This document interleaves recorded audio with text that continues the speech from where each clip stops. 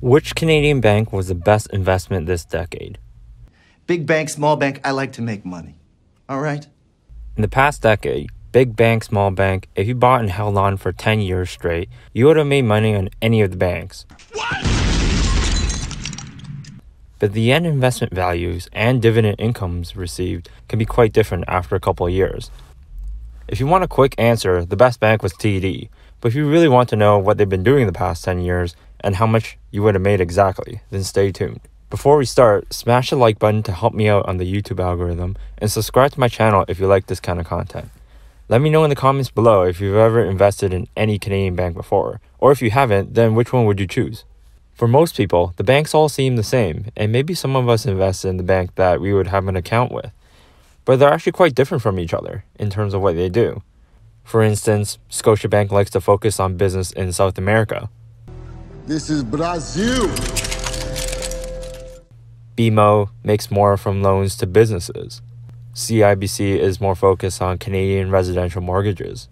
RBC is most popular for global capital markets. Now.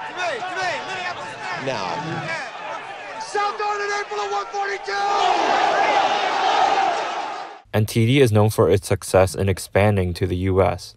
In this video, I'm going to simulate how much you would have made in dividends and shares at the end of the decade, assuming you started with $10,000.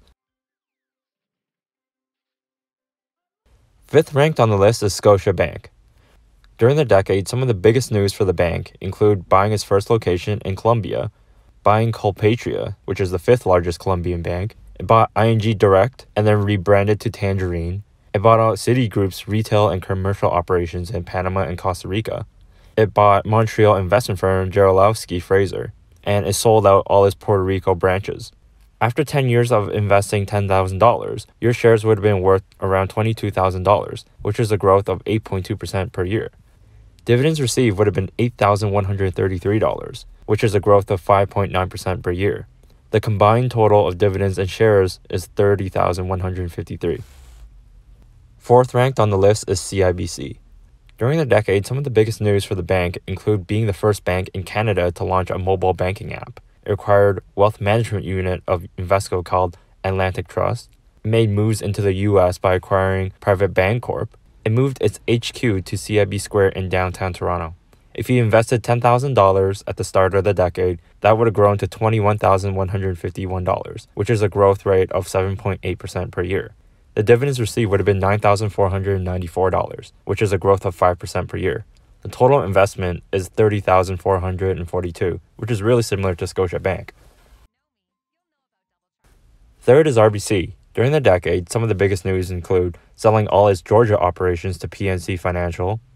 It fully acquired Dexia to create RBC Investor and Treasury Services. It merged with City National, a major U.S. bank in Los Angeles. It sold its Swiss operations. It sold its general insurance business to Aviva. And it sold its Eastern Caribbean business. That's a lot of selling this decade. But it seems like a good characteristic because with $10,000, that investment would have grown to $28,463, which is a growth of 11% per year. The dividends received would have been $7,576, which is a growth of 7.4% per year. The combined total is $36,039. RBC is almost 20% more than the prior two Canadian banks. Fourth is BMO. During the decade, some of the biggest news include being the first bank to incorporate in China. It acquired Milwaukee-based Marshall and Isley to rebrand to BMO Harris Bank. It acquired London-based Foreign and Colonial to rebrand to BMO Commercial Property. It acquired General Electric's transportation finance business. If you invested $10,000 at the start of the decade, that would have grown to $32,205, which is a growth of 12.4% per year. Dividends received would have been $10,765, which is a growth of 3.8% per year.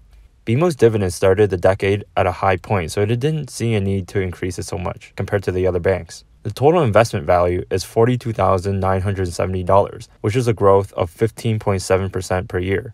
That is 20% more than RBC and 40% more than Scotia and CIBC. Last is TD Bank. During the decade, some of the biggest news for the bank include acquiring Florida-based Riverside National Bank and South Carolina-based South Financial. It acquired Chrysler Financial and rebranded to TD Auto Finance.